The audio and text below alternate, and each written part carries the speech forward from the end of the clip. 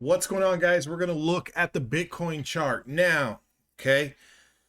Everyone was expecting all-time highs and then we started to sell off, right? Is it time to panic? Are we going to zero? Should you unload all your bags right now?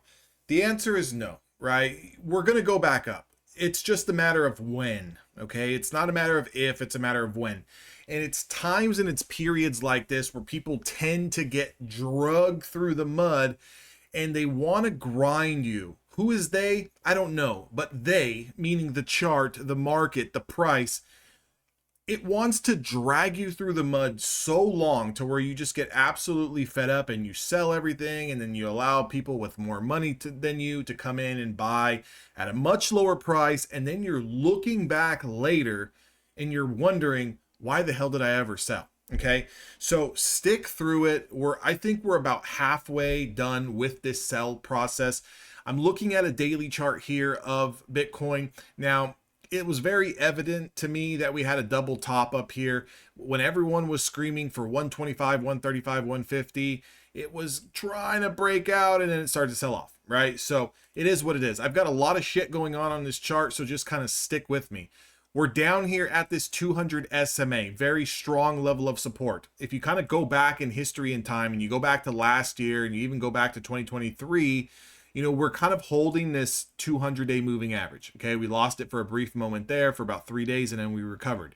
We lost it for about a day here and then we recovered. We're down here testing it one time, twice, 3 times a lady maybe. I don't know. We'll have to find out. What I don't like is that we're having trouble at this linear regression channel. So I'm going to really zoom in here. We're going to look at some of the price action a little bit more in depth.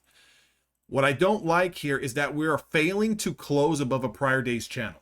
Okay, what does that mean? We are failing to get above the previous day high price and close above it. Notice here on the 10th of March, we put in this red candle. We come pretty close to testing our 200 SMA support. This day here, we wick below and then we actually finish green. Everyone thought, okay, that's it. We're going to just scream back up to $100,000, right? There's a lot more that goes involved in this. We failed to close over the previous day high. Okay, here's this day. We break the previous day high and then we get rejected. And now where we sit here, we're doing the same kind of nonsense again, where we're testing this prior day's channel. So what I really want to see from Bitcoin here is I want to get over 84,650. I got to get over 84,650, especially if you're holding meme coins, especially if you're holding alts, especially if you're holding AI coins or real world asset coins. Whatever you're holding, you need Bitcoin, and ultimately you need Ethereum too, but you need Bitcoin to get its ass in gear. Okay, now, are we going to consolidate here and put in a new low? It's very possible. We're at a level of supply, which supply means resistance, right here at around 84,000. I need to see us get over 84,650, and I need to see us close over 85,500.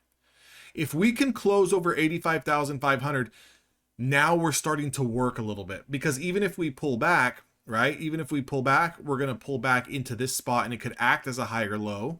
And it could act as a consolidation zone where we can start to push higher. Our next price target is going to be right here in this area around 89,000. Okay, so 89,000 is our next price target. Now, you may be thinking to yourself, well, Bitcoin could just, it can come all the way up here, right?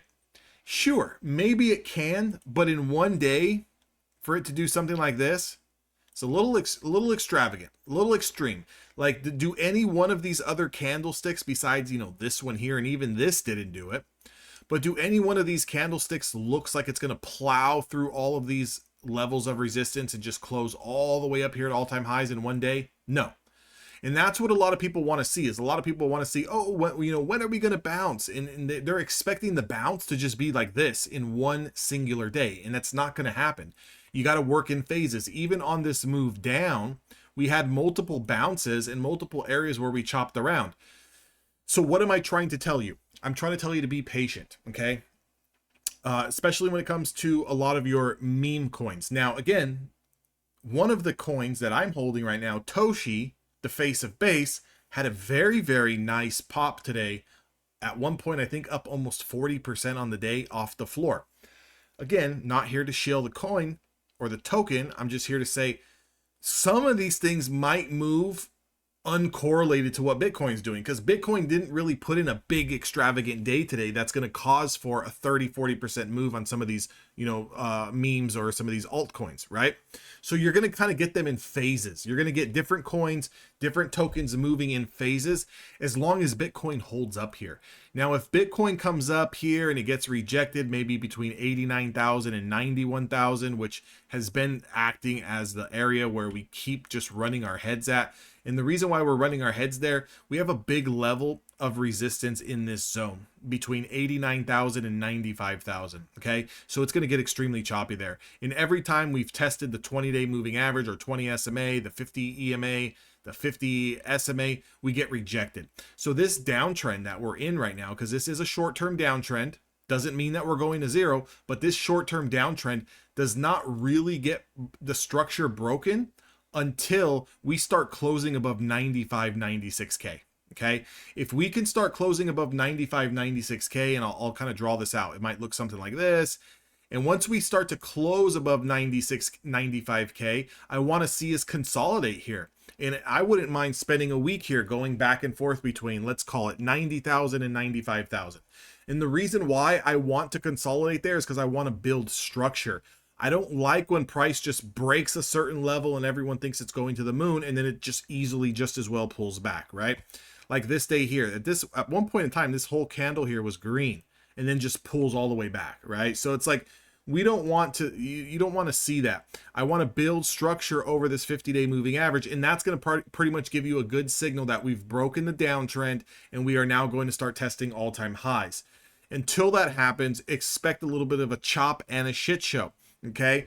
Now let's say that the selling pressure is not over. Okay. What are some of the levels that maybe we could be going down to? I'm going to pull up a weekly chart of Bitcoin and I'm going to zoom out a little bit, and I've got some areas of interest. One thing that is a little interesting to me and that is a little, bullish is this weekly candle is setting up a hammer candle. And typically when you see hammer candles, it's a sign of a reversal. Notice here, okay, going all the way back to August 5th of 2024. Big hammer candle. What proceeded to happen? Well, we kind of chopped around. We went up for a couple days and then we pulled all the way back. And I wouldn't be surprised here if on September the 2nd, people thought, oh my gosh, we're just going to go all the way back down and lower. And then we rallied. That hammer candle, very significant. Okay. This little baby hammer candle, very significant, started a big run. Hammer candle started a big run. We've put in these hammer candles when we start a big run. Now, again, does it mean that it's going to start a big run here in the next week or so? It could. It doesn't have to. Okay. One thing that I do want to point out, our Bollinger Bands are starting to get extremely tight. Look at how the Bollinger Band's creeping all the way up. The tighter these Bollinger Bands are coming together, you're going to get a big expected move. That move could be to the upside. Okay. That move could also be to the downside. So if we do break down, let's give you some of those targets.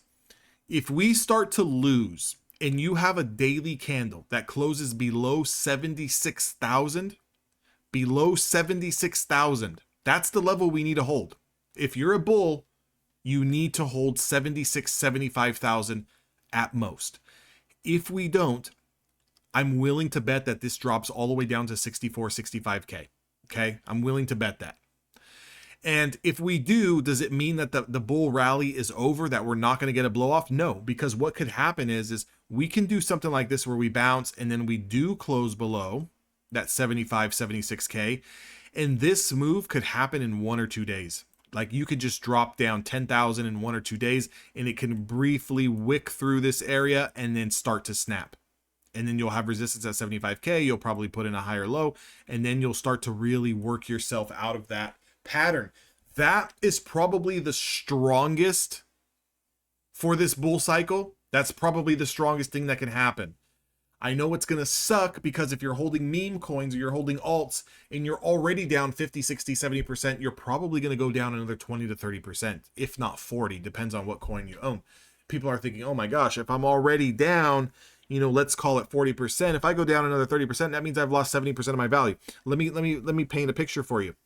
before something like Shiba Inu went absolutely insane, $1,000 would have went all the way down to $2 before exploding a month later to 19,000. And then if that initial $1,000 was held, it was well over $1 million. Okay, so things can happen. They can happen very quickly. Now, am I saying that the project that you're in, if you have $1,000 of it, you're gonna make $1 million? No, that's not what I'm saying, because I don't know what the hell you're in. And again, don't even ask me, because I don't know. You know, these things can do whatever they want. But I'm just trying to paint some clarity here. Do I think that this bull cycle in this bull run is over? Absolutely not. Okay, absolutely not. Do I think that we could see lower prices? Yes. Short term, I think that we could see lower prices unless we get a nice close over 95, 96K. Like if between this week and today is March the 13th, by the time you guys are watching this video, maybe it's the 12th, March the 12th until next week around the middle, or around, you know, the middle of the 20s. So maybe March 23rd, March 25th, March 28th. If we are trading above 96K, we're probably going to go. Get your bags ready. We're probably going to go. And the only reason being is because we will be breaking out of all of this resistance. And again, if your coin is starting to go and you're up 4x, 5x, 10x on your money, start taking your profits. Here's the worst possible situation that can happen. If we do start to go, okay, let's say we do start to go, and everyone, as soon as we get about right here, around that $100,000 mark again, everyone's going to be ecstatic. Like, that's it. We're going to be trading 130s, 140s, 150s and beyond, right? Everyone's going to expect this move. They're going to expect that. That can happen. Here is something to keep in mind in terms of profit taking and being safe.